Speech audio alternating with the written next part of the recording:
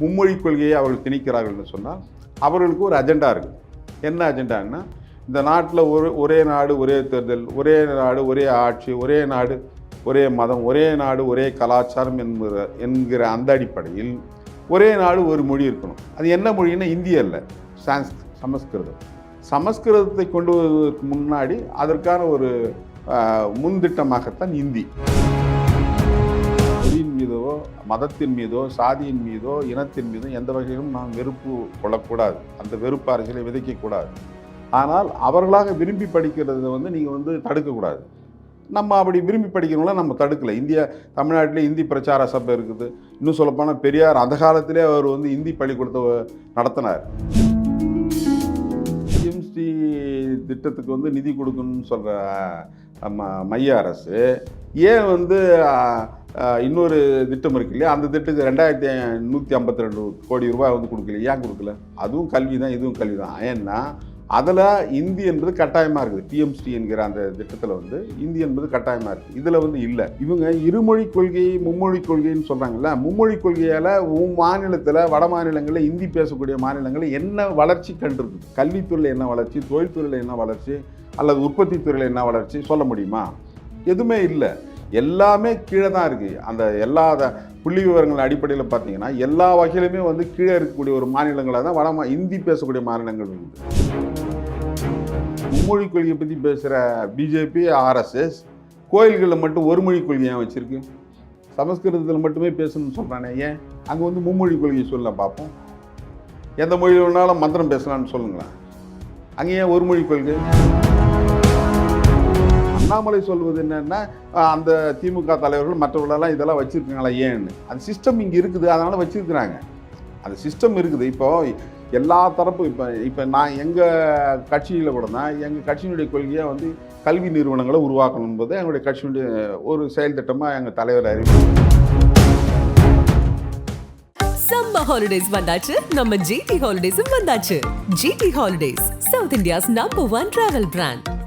Lyca productions Subaskaran வழங்கும் அஜித் குமார் நடிப்பில் விடாமுயற்சி உலகமெங்கும் வெற்றி நடை போடுகிறது. இருமொழி கொள்கை வெர்சஸ் மும்மொழி கொள்கை சமீப காலமாக ரொம்ப பெரிய சர்ச்சையாக மாறிக்கிட்டு இருக்கு. இருமொழி கொள்கையே எங்களுக்கு போதும் அப்படின்னு சொல்லிட்டு தமிழகத்தில் இருக்கக்கூடிய பெரும்பாலான கட்சிகள் தொடர்ந்து வலியுறுத்துறதுக்கான நோக்கம் என்ன? சமீபத்தில் திமுகவினுடைய தலைமையில் ஆதரவு கட்சிகள், கூட்டணி கட்சிகள் எல்லாரும் இணைந்து கிட்டத்தட்ட ஒரு மொழிப்போருக்கான ஒரு அவசியம் இங்கே ஏற்படக்கூடிய சூழல் இருக்குது அப்படின்னு சொல்லக்கூடிய அளவுக்கு இது தீவிரம் அடைஞ்சிருக்கா? மொழிதான் மனிதனுக்கான அடையாளமாக திகழ்கிறது. உலகம் முழுவதும் அப்படித்தான் மொழியை பார்க்கிறார்கள். மொழி என்பது ஒரு கம்யூனிகேட்டிங், பட் இருந்தாலும் அது கலாச்சாரத்தோடு பண்பாட்டோடு ஒட்டி பிணைந்து இருக்கக்கூடிய ஒரு விஷயம். ஆகவே மொழி, அதிலும் குறிப்பாக தாய்மொழியில் படிப்பது, தெரிந்து கொள்வது என்பதுதான் இயல்பானது, இயற்கையானது. அப்படி தாய்மொழியோடு இன்னொரு மொழியும் எந்த மொழியும் நாம் படிக்கலாம், அதில் எந்த சிக்கலும் இல்லை. ஆனால் தமிழ்நாட்டை பொறுத்தவரை ஏன் இருமொழி கொள்கையை குறிப்பிடுகிறார்கள் என்று சொன்னால், தமிழ்நாடு நீண்ட நெடும் காலமாகவே ஒரு வரலாற்று ரீதியாக பார்த்தால் தமிழ் ஒரு தொன்மையான மொழி. இப்போ கூட நம்ம செம்மொழி அந்தஸ்தை பெற்றிருக்கிறது. அதற்கான இலக்கணங்களும் இலக்கியங்களும் நிறைந்து காணப்படுகிற ஒரு மொழி. இன்னும் சொல்லப்போனால் இந்திய முழுவதும் பரவி கிடந்த ஒரு மொழி. நாகர்கள் என்று சொல்லப்படுகிற புரட்சியாளர் அம்பேத்கர் அதை பற்றி குறிப்பிடுகிறார்கள். இந்த தேசம் முழுவதும் நாகர்கள் வாழ்ந்திருக்கிறார்கள், அவர்கள் பேசிய மொழி தான் தமிழ் மொழி என்று சொல்லியிருக்கிறார். இனக்கலப்பின் மூலமாகவும் மொழி கலப்பின் மூலமாகவும் பல்வேறு மொழிகள் இங்கே உருவாக்கப்பட்டிருக்கிறது. அந்த அடிப்படையில் இந்த தமிழ்நாட்டினுடைய கலாச்சாரம், பண்பாடு இதை காப்பாற்ற வேண்டிய ஒரு தேவை இருக்கிறது. அதிலும் குறிப்பாக தாய்மொழியில் படிப்பது என்பது தேவை என்பதை உணர்ந்து தான் நாம் இந்த இருமொழி கொள்கையை அந்த இருமொழிக்கு ஆதரிக்கிறோம் என்பது இருக்கிறது.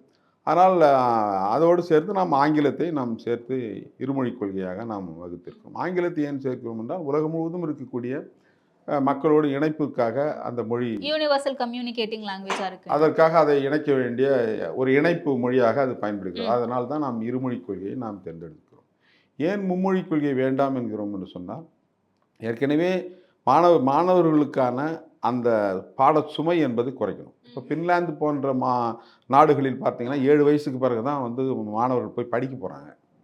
அதுக்கு முன்னாடியெல்லாம் கிடையாது. இங்கே மாதிரி 2 வயசில், 3 வயசில், 5 வயசில் எல்லாம் பள்ளிக்கூடம் அனுப்புகிற இதுவெல்லாம் அந்த நாட்டில் இல்லை. அந்த நாடு தான் கல்வியிலே முதன்மையான நாடாக இன்றைக்கு உலகத்தில் திகழுது, ஃபின்லாந்து. அங்கே வந்து பள்ளிக்கூடத்தில் வந்து ஆசிரியர்கள் வந்து தேர்வு செய்கிறது என்பது ஒரு இராணுவத்துக்கு தேர்வு செய்கிற மாதிரி தான் அங்கே செய்வாங்க. அது வந்து ஒரு ப்ரெஸ்டீஜியஸ் ஜாப், டீச்சர்ஸ் ஜாப் என்பது ஃபின்லாந்தில். இப்போ குழந்தைகளுக்கு வந்து பாடச்சுமை இருக்கக்கூடாது என்பது தான் முக்கியமான ஒரு அடிப்படை நோக்கம். அப்போது இந்தியும் இன்னொரு லாங்குவேஜ் படிக்கணும்னா அது அது ஒரு சுமை. அதனால் என்ன பலன் அப்படின்றது நம்ம பார்க்கணும். என்ன பலன் இருக்குது? இப்போ தமிழ்நாட்டில் தமிழர்களுக்கு என்று ஒரு மொழி இருக்கிறது, அதை அவன் படிக்கிறான். இணைப்பு மொழி இங்கிலீஷ் இருக்குது, அது போதுமானது. அதை தாண்டி ஏன் மும்மொழி கொள்கையை அவர்கள் திணிக்கிறார்கள்னு சொன்னால் அவர்களுக்கு ஒரு அஜெண்டா இருக்குது. என்ன அஜெண்டான்னா, இந்த நாட்டில் ஒரே நாடு ஒரே தேர்தல், ஒரே நாடு ஒரே ஆட்சி, ஒரே நாடு ஒரே மதம், ஒரே நாடு ஒரே கலாச்சாரம் என்கிற அந்த அடிப்படையில் ஒரே நாடு ஒரு மொழி இருக்கணும். அது என்ன மொழின்னா இந்தி அல்ல, சமஸ்கிருதம். சமஸ்கிருதத்தை கொண்டு வருவதற்கு முன்னாடி அதற்கான ஒரு முன்திட்டமாகத்தான் இந்திக்கு பிறகு சமஸ்கிருதம் என்பது தான் நம்மளுடைய அஜெண்டா. இந்த நாட்டை சமஸ்கிருத நாடாக ஆக்க வேண்டும், ஒரு மொழி இந்த நாட்டை ஆள வேண்டும் என்பது தான் நம்மளுடைய உள்ளார்ந்த அஜெண்டா. அதற்கு இப்படி இந்த மும்மொழி கொள்கையை கொண்டு வருகிறார்கள். இல்லைப்பா, அந்த அஜெண்டாவை தான் நம்ம எதிர்க்கிறோம் அப்படின்னா, இங்கே சிபிஎஸ்சி பள்ளிகள் எவ்வளவோ இயங்கிட்டு இருக்கு, அங்கே எல்லாமே மும்மொழி கொள்கை தானே ஃபாலோ பண்ணுறாங்க. ஈவன் திமுகவினுடைய முக்கிய தலைவர்களே எவ்வளவு எஜுகேஷன் இன்ஸ்டிடியூஷன்ஸ் நடத்துகிறாங்க, அங்கெல்லாம் மும்மொழி கொள்கை தானே இருக்குன்னு சொல்கிறாங்க. விரும்பி படிப்பது என்பது வேற, திணிப்பது என்பது ரெண்டுத்துக்கும் டிஃப்ரென்ஸ் இருக்குது. நம்ம யாரையும் வந்து படிக்காதீங்க, ஹிந்தி படிக்காதீங்கன்னு யாரையும் சொல்லலை. இந்த மொழி படிக்காதீங்க, அந்த மொழி படிக்காதீங்கன்னு சொன்னால் அது தவறு, அது வெறுப்பு. மொழியின் மீதோ மதத்தின் மீதோ சாதியின் மீதோ இனத்தின் மீதோ எந்த வகையிலும் நாம் வெறுப்பு கொள்ளக்கூடாது, அந்த வெறுப்பு அரசியலை விதைக்கக்கூடாது. ஆனால் அவர்களாக விரும்பி படிக்கிறத வந்து நீங்கள் வந்து தடுக்கக்கூடாது. நம்ம அப்படி விரும்பி படிக்கிறவங்கள நம்ம தடுக்கலை. தமிழ்நாட்டிலே இந்தி பிரச்சார சபை இருக்குது. இன்னும் சொல்லப்போனால் பெரியார் அந்த காலத்திலே அவர் வந்து இந்தி பள்ளிக்கூடத்தை நடத்தினார். ஒரு 2 வருஷம் நடத்தினார், அவர் இந்தி பள்ளிக்கூடத்தை நடத்தினார். அதனால் வந்து விரும்பி படிக்கிறவங்கள வந்து நம்ம வந்து வேணான்னு சொல்லலை. ஆனால் கட்டாயம் என்கிற போது தான் அது தவறு, திணிப்பு என்பது தவறு. ரஷ்யா போன்ற பெரிய நாடு வந்து இன்றைக்கி உடைஞ்சி சிதறதுக்கு அது ஒரு காரணம். ரஷ்ய மொழி, அந்த USSR என்கிற அந்த கூட்டமைப்பாக இருந்த எல்லா நாடுகளும் சேர்ந்துருந்து இப்போ தான் வந்து பிரிஞ்சு பல நாடுகளாக 15 நாடுகளுக்கு மேலே அது இன்றைக்கி பிரிஞ்சிருக்குது. அதுக்கு முக்கியமான காரணமே அந்த மொழி கொள்கை தான். ரஷ்ய மொழி தான் அந்த நாடுகள் மீதெல்லாம் திணிக்கப்பட்டது. இன்றைக்கி உக்ரைன் சொல்கிறோம் இல்லையா, அந்த உக்ரைன் மீதும் அந்த திணிப்பு ஏற்பட்டது. அப்போ அந்த உக்ரைன் வெளியே வந்ததுக்கான காரணங்கள், அது எதிர்த்து இன்றைக்கி நிற்கிறதுக்கான காரணங்கள் எல்லாம் கூட அது ஒரு மொழி தான் கொள்கை. ஆகவே திணிப்பு என்பது கூடாது, விரும்பி படிப்பது என்பது வேறு, திணிப்பு என்பது வேறு. ஆகவே தான் நம்ம வந்து இது வந்து இந்த திணிப்பு, மொழி திணிப்பு என்பது, இந்தி திணிப்பு என்பது சமஸ்கிருத திணிப்புக்கு வழிவகுக்கும். அது வந்து இந்துத்துவத்துடைய அஜெண்டாவுக்கு வந்து அது வழிவகுக்கும். இப்போ சிபிஎஸ்சி ஸ்கூல்ஸில் ஹிந்தி திணிக்கப்படலைன்னு சொல்ல வரீங்களா?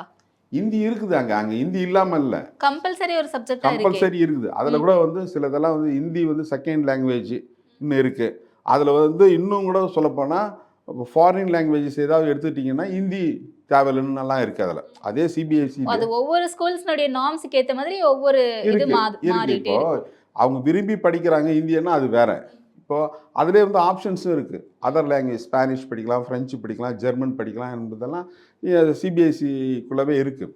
அந்த மாதிரி நம்ம வந்து வேணான்னு சொல்லி அவங்க ஆப்ஷன்ஸே கிடையாது, நீங்கள் வந்து கம்பல்சரியாக படிக்கணும். 2024ஆம் ஆண்டு மார்ச் மாதத்திலேயே பிஎம்ஸ்டி அப்படின்ற ஒரு திட்டத்தை கொண்டு வரது மூலமாக அதில் நேஷனல் எஜுகேஷன் பாலிசியில் என்னென்னலாம் இம்ப்ளிமெண்ட் ஆகுமோ அதில் ஒரு பார்ட்டாக தான் பிஎம்ஸ்டி கொண்டு வராங்க. அப்போவே தமிழக அரசு வந்து இது நாங்கள் பரிந்துரைக்கிறோம் அப்படின்ற மாதிரி லெட்டர் எழுதி கொடுத்துருக்காங்க. அப்போ ஏன் திரும்பவும் இப்போ வந்து அதை பற்றி நாங்கள் ஃபுல்லாக டீட்டெயில்ஸ் படிக்கல, இப்போ தான் நாங்கள் தெரிஞ்சுக்கிட்டோம், அதனால் நாங்கள் அதுலேருந்து பின் வாங்குறோம், எங்களுக்கு நிதியை கொடுங்கன்னு கேட்கறதெல்லாம் எப்படி புரிஞ்சுக்கலாம்? இது அரிட்டாப்பட்டி கதையால் இருக்குது. இல்லை, பிஎம்ஸ்டி திட்டத்துக்கு வந்து நிதி கொடுக்கணும்னு சொல்கிற மைய அரசு ஏன் வந்து இன்னொரு திட்டம் இருக்கு இல்லையா, அந்த திட்டத்துக்கு 2152 கோடி ரூபாய் வந்து கொடுக்கல, ஏன் கொடுக்கல? அதுவும் கல்வி தான், இதுவும் கல்வி தான். ஏன்னா அதில் இந்தி என்பது கட்டாயமாக இருக்குது. பிஎம்ஸ்டி என்கிற அந்த திட்டத்தில் வந்து இந்தி என்பது கட்டாயமாக இருக்குது. இதில் வந்து இல்லை, சமக்ர சிக்ஷா. ஆமாம், அதில் வந்து கிடையாது. அதுக்கு வந்து பணத்தை நிறுத்தியிருக்காங்க, வர வேண்டிய பணம் நிறுத்தப்பட்டிருக்கு. அதுக்கு தான் இப்போ வந்து இந்த பிரச்சனையே உருவாகியிருக்குது. தர்மேந்திர பிரதான் வந்து அந்த மும்மொழி கொள்கையை ஏற்றுக்கொள்ளவில்லை என்று சொன்னால் நாங்கள் வந்து பணத்தை தரமாட்டோம் அப்படின்னா அவர் என்ன சொல்ல வர்றாரு? தமிழ்நாட்டில் இருக்கக்கூடிய மாணவர்கள் படிக்கக்கூடாதுன்னு நினைக்கிறார். இவங்க இருமொழி கொள்கை மும்மொழி கொள்கைன்னு சொல்கிறாங்கல்ல, மும்மொழி கொள்கையால் மாநிலத்தில் வட மாநிலங்களில் ஹிந்தி பேசக்கூடிய மாநிலங்களில் என்ன வளர்ச்சி கண்டிருக்குது? கல்வித்துறையில் என்ன வளர்ச்சி, தொழில்துறையில் என்ன வளர்ச்சி, அல்லது உற்பத்தி துறையில் என்ன வளர்ச்சி சொல்ல முடியுமா? எதுவுமே இல்லை. எல்லாமே கீழே தான் இருக்குது. அந்த எல்லா புள்ளி விவரங்கள் அடிப்படையில் பார்த்தீங்கன்னா எல்லா வகையிலுமே வந்து கீழே இருக்கக்கூடிய ஒரு மாநிலங்களாக தான் இந்தி பேசக்கூடிய மாநிலங்கள் இருக்குது. இன்றைக்கி கிராஸ் என்ரோல்மெண்ட் ரேஷியோ அப்படின்னு எடுத்துக்கிட்டிங்கன்னா இந்தியாவிலே டாப்பில் இருக்கிற ஃபஸ்ட்டு மாநிலம் வந்து தமிழ்நாடு. உத்தரப்பிரதேசம் ஹிந்தி பேசக்கூடிய அந்த மாநிலத்தில் எவ்வளோ 24%, பீகாரில் எவ்வளோ 22%. இப்படி தான் வந்து அங்கே வந்து கிராஸ் என்ரோல்மெண்ட் ரேஷியோ என்பது உயர்கல்வியில் மாணவர்கள் எவ்வளோ பேர் போய் சேர்றாங்க என்பது. அப்போ தமிழ்நாடு வந்து 48, நேஷ்னல் ஆவரேஜ் 27, டபுளாக வந்து ஏறத்தாழ வந்து தமிழ்நாடு இருக்குது. அப்போது மும்மொழி கொள்கையால் என்ன பலன்னு கேட்குறேன். நீங்கள் மும்மொழி கொள்கை இதனால் இந்த பலனெல்லாம் இருக்குது அப்படின்னு சொன்னீங்கன்னா நம்ம அது வந்து கற்றுக்கலாம். இப்போ நான் கூட தான் போகிறேன், குஜராத்துக்கு போகிறேன், அந்த லாங்குவேஜை கற்றுக்குறேன். நான் ஆந்திராவுக்கு போகிறேன், தெலுங்கு கற்றுக்குறேன். அது வேறு, அது தேவையின் அடிப்படையில் நம்ம கற்றுக்கிறது வந்து வேறு. ஆனால் நீங்கள் வந்து இங்கே இருக்கும்போதே நீ இதை படி, ஆந்திராவில் போய்ட்டு நீங்கள் இந்தியை படி, சமஸ்கிருதத்தை படி, ஏன் படிக்க சொல்கிறேன்? சரி, அப்போ நான் ஒரு கேள்வி கேட்குறேன். மும்மொழி கொள்கையை பற்றி பேசுகிற பிஜேபி, ஆர்எஸ்எஸ் கோயில்களில் மட்டும் ஒரு மொழி கொள்கை ஏன் வச்சுருக்கு? சமஸ்கிருதத்தில் மட்டுமே பேசணும்னு சொல்கிறானே, ஏன் அங்கே வந்து மும்மொழி கொள்கையை சொல்ல பார்ப்போம். எந்த மொழியில் வேணாலும் மந்திரம் பேசலான்னு சொல்லுங்களேன். அங்கே ஏன் ஒரு மொழி கொள்கை? அவங்களுக்கு இதிலிருந்து புரிஞ்சுக்கணும். கோயில்களில் ஏன் வந்து சமஸ்கிருதம் மற்ற மொழியை வந்து வரக்கூடாதுன்னு சொல்கிறேன், மற்ற மொழிகளை நீச பாஷன்னு சொல்கிறேன்? ஏன்னா அவருடைய திட்டம் என்பது சமஸ்கிருதமயமாக்கல் என்பது இந்துத்துவமயமாக்கல். இந்த நாடு இந்து ராஷ்டிரம் என்று உருவாக்கப்படணும். அதுக்கான ஒரு வேலை திட்டம் தான் இது. இல்லை, இப்போ அண்ணாமலையை பொறுத்த வரைக்கும் ஆரம்ப காலகட்டத்தில் திமுகவினுடைய தலைவர்கள் சிபிஎஸ்இ பள்ளி நடத்தலையா அப்படின்ற மாதிரி ஒரு வாதத்துக்கு வராது. அடுத்த நாள் பத்திரிகையாளர் சந்திப்பில் விஜய் அவர்கள் சிபிஎஸ்இ பள்ளி நடத்துகிறாரு, விஜய் வித்யாசிரம் அப்படின்ற பேரில். அங்கே மும்மொழி கொள்கை இல்லையா, அங்கேயும் இன்று ஹிந்தி பயிற்று வைக்கப்படுது அப்படின்னு சொல்கிறாரு. சமீபத்தில் அடுத்த நாள் இன்னைக்கு காலையில் என்ன ட்வீட் போடுறாரு, திருமாவளவன் அவர்கள் மட்டும்தான் திமுக கூட்டணியிலேயே சரியான நபராக இருப்பாருன்னு நினச்சோம், அப்படி கிடையாது, அவருமே ஒரு சிபிஎஸ்இ பள்ளி வச்சு நடத்துகிறாரு, ப்ளூ ஸ்டார் செகண்டரி ஸ்கூல் அப்படின்னு பேர்ல.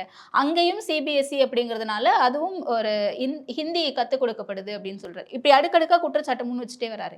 திரு அண்ணாமலை வந்து வைக்கிற அவருக்கு வந்து அவர் ஒரு மீடியா மேனியா. அவர் தன் பக்கம் அட்டென்ஷன் இருக்க வேண்டும் என்பதற்காக தொடர்ந்து அவர் வந்து சொல்லிட்டு இருக்காரு. இப்போ நான் கேட்குறேன், நீட்டு வேணான்னு சொல்லிட்டு இருக்கோம், அதனால் வந்து நீட்டு வேணான்னு சொல்லி நம்ம பசங்களை வந்து தடுத்துட்டு இருக்கோமா?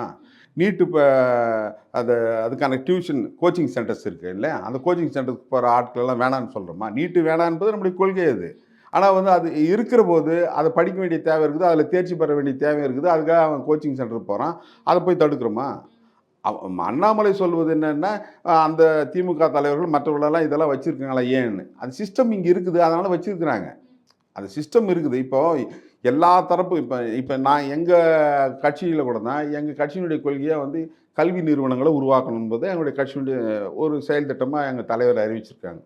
1945 இப்போ புரட்சியாளர் அம்பேத்கர் அவர்கள் மக்கள் கல்விக் கழகத்தை, பீப்புள் எஜுகேஷனல் சொசைட்டியை உருவாக்கி இன்றைக்கி 45 கல்வி நிறுவனங்கள் இருக்குது. அவர் உருவாக்கிய நிறுவனங்கள் 45. அந்த காலத்தில் லா காலேஜ், அந்த காலத்தில் சயின்ஸ் அண்ட் இன்ஜினியரிங் காலேஜ், அந்த காலத்தில் இன்ஜினியரிங் காலேஜ் அவர் உருவாக்கிய கல்வி நிலையங்கள் இருக்குது. அது ஒரு தொலைநோக்கு பார்வையோட வந்து இந்த அடித்தட்டு மக்கள் கல்வி பெறணும், நீ படிக்கவே கூடாதுன்னு சொன்னேன், இந்த மக்கள் படிக்கவே கூடாதுன்னு சொன்னேன்.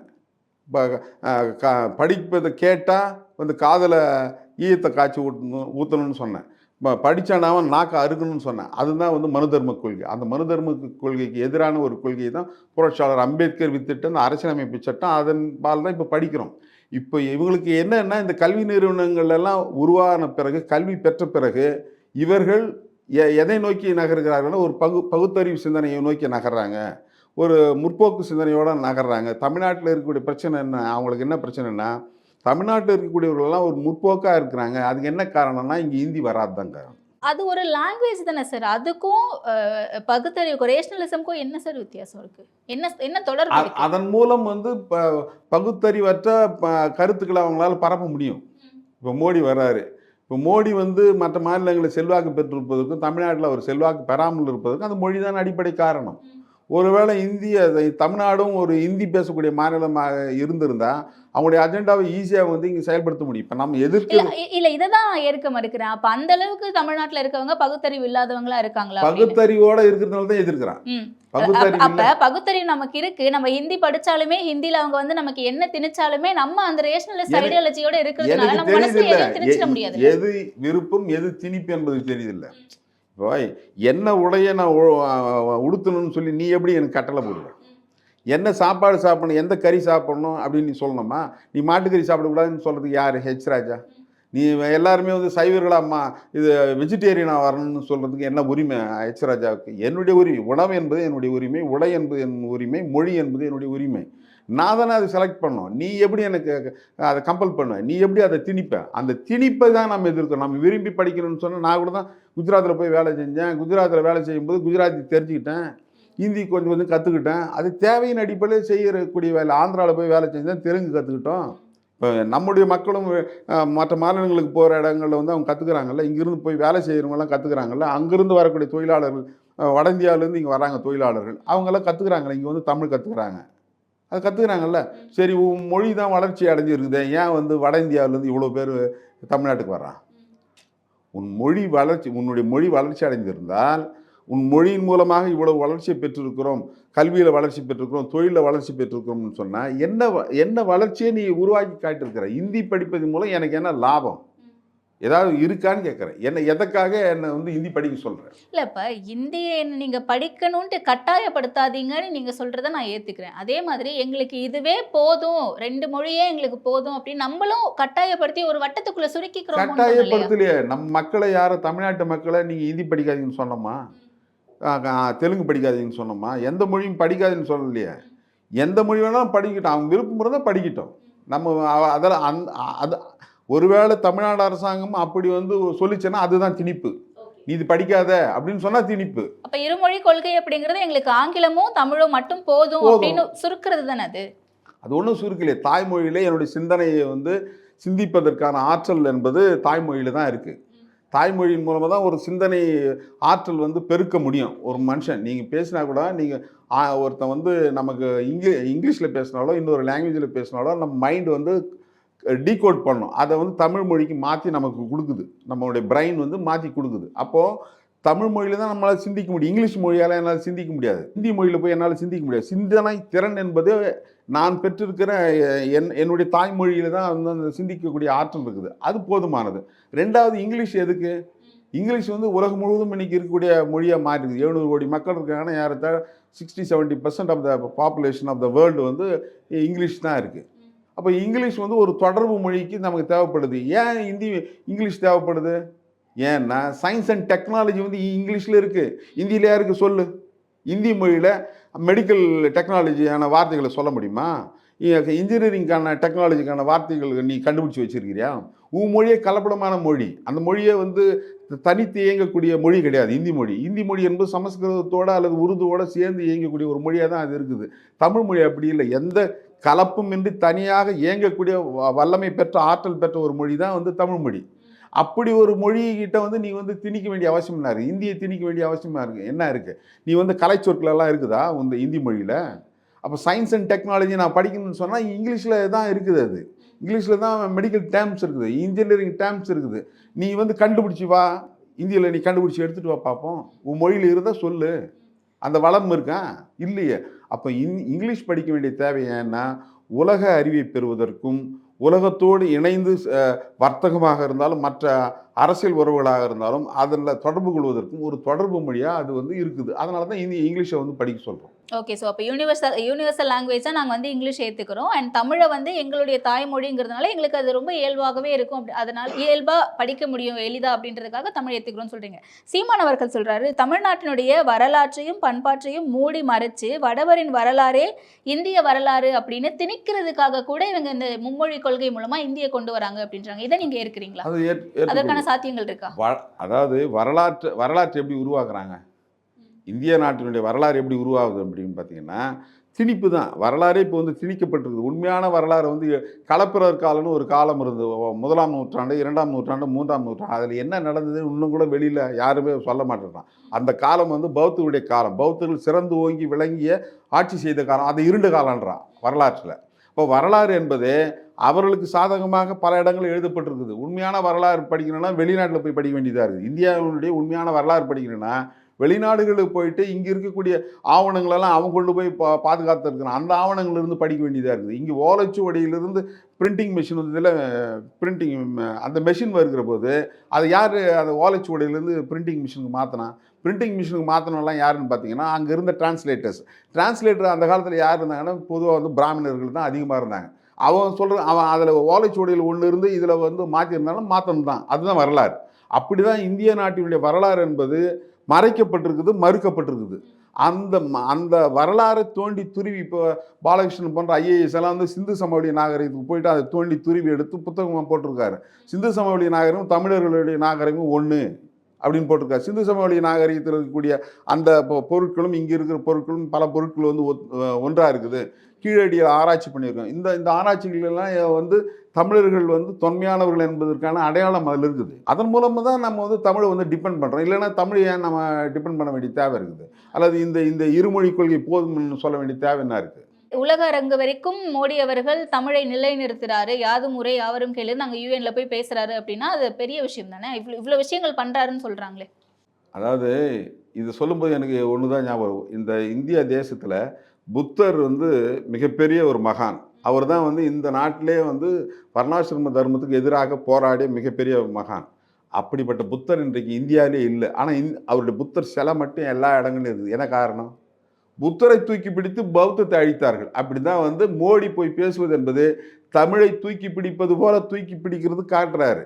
காட்டி தமிழர்களுக்கு எதிராக தான் அவருடைய செயல்பாடு. எப்படின்னு சொன்னால் அவர் எப்படியாவது தமிழ்நாட்டுக்குள்ளே வந்து என்ட்ரி ஆகணும். பிஜேபி ஆர்எஸ்எஸோடைய செயல் திட்டம் என்பது தமிழ்நாட்டுக்குள்ளே ஊடுருவி தமிழ்நாட்டுக்குள்ளே வேறு ஒன்றனும் காலு ஒன்றனும் ஆட்சி அதிகாரத்தை வென்றெடுக்கணும்.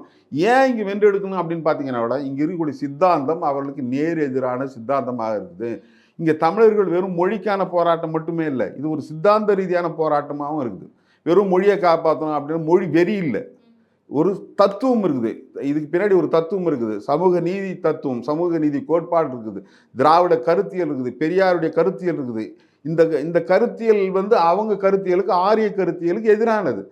இப்போ தமிழ் ஏன் ஹிந்தி வேணான்னு சொல்றதுக்கு அதுதான் அடிப்படை காரணம். சித்தாந்த ரீதியாகவே நம்ம எதிர்க்கிறோம். வெறும் மொழி என்கிற அடிப்படையில் மட்டுமல்ல, சித்தாந்த ரீதியாக நாம் எதிர்க்கிறோம். இங்க எஜுகேஷன் சிஸ்டம் பொறுத்த வரைக்கும் இங்க சமமாகவே கிடையாது. சிபிஎஸ்இ ஸ்கூல்ஸ்ல ஒரு மாதிரி இருக்கு, கவர்மெண்ட் ஸ்கூல்ஸ்ல ஒரு மாதிரி இருக்கு, மெட்ரிகுலேஷன் ஒரு மாதிரி இருக்கு அப்படின்ற வாதம் தொடர்ந்து இருந்துட்டே இருக்கு. அதனாலதான் நீட் பிரச்சனையும் கூட அடிக்கடி மிகப்பெரிய அளவுல வெடிக்குதுன்னு நான் நம்புறேன். பட் அப்படி இருக்கும்போது ஹிந்தி வேணாம் அப்படிங்கிறது மறுபடியும் அதை சீர்குலைக்கிற மாதிரி தானே இருக்கு. கல்வி வந்து அனைவருக்கும் சமமாக போய் சேரணும்.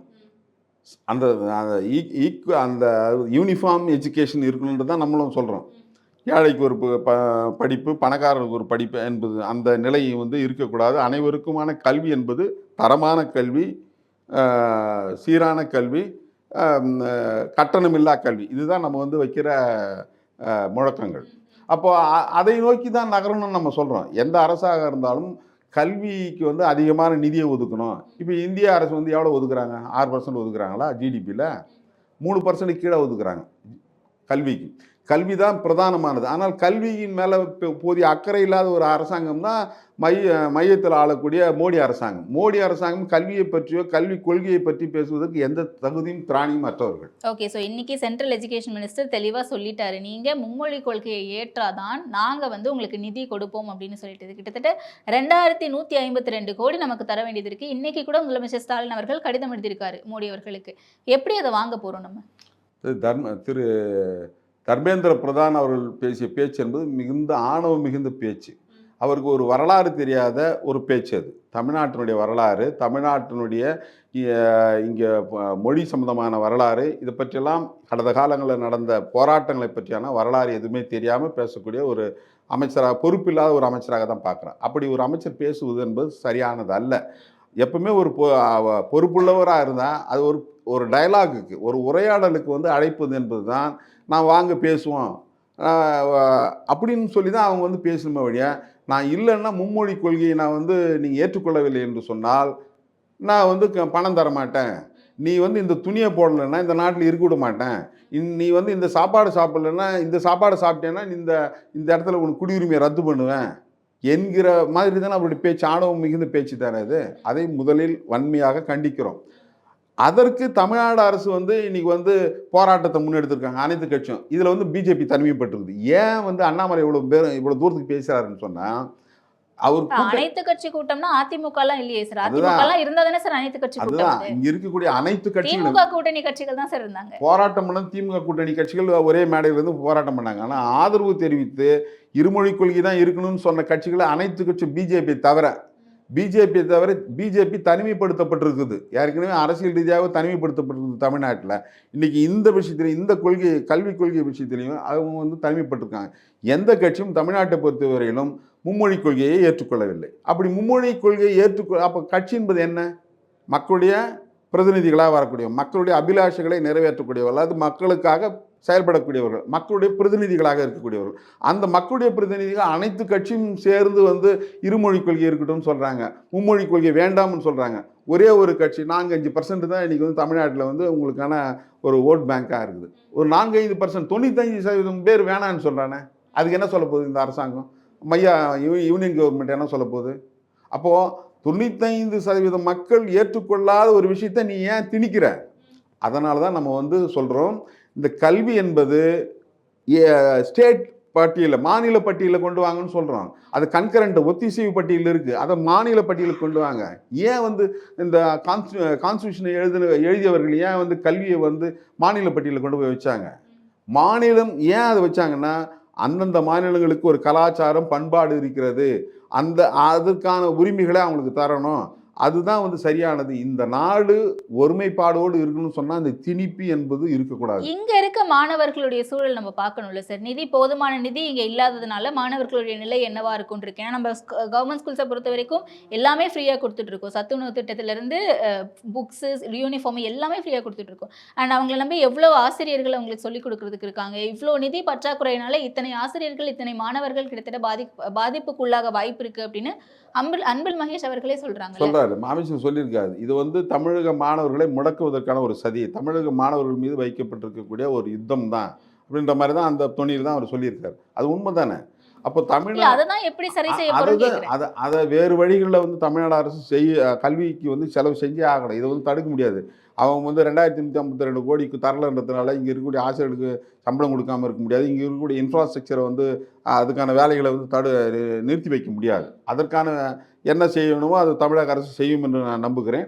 ஆகவே ஆனால் நாம் சொல்வது, கேட்பது, வேண்டுகோள் வைப்பது அல்லது ஒன்றிய அரசுக்கு எச்சரிக்கையாக சொல்வது, இந்த நிதியை நீங்கள் என்ன கொடுக்கணுமோ தமிழ்நாட்டுக்கு அந்த நிதியை 2352 கோடியை கொடுங்க, இல்லைன்னா வந்து ஒரு போராட்டத்திற்கு தூண்டாதீர்கள் என்று நான் வந்து வேண்டுகோள் வைக்கிறேன். சம்மர் ஹாலிடேஸ் வந்தாச்சு, நம்ம ஜிடி ஹாலிடேஸும் வந்தாச்சு. GT holidays, south India's #1 travel brand. Lyca productions Subaskaran வழங்கும் அஜித்குமார் நடிப்பில் விடாமுயற்சி உலகமெங்கும் வெற்றி நடை போடுகிறது.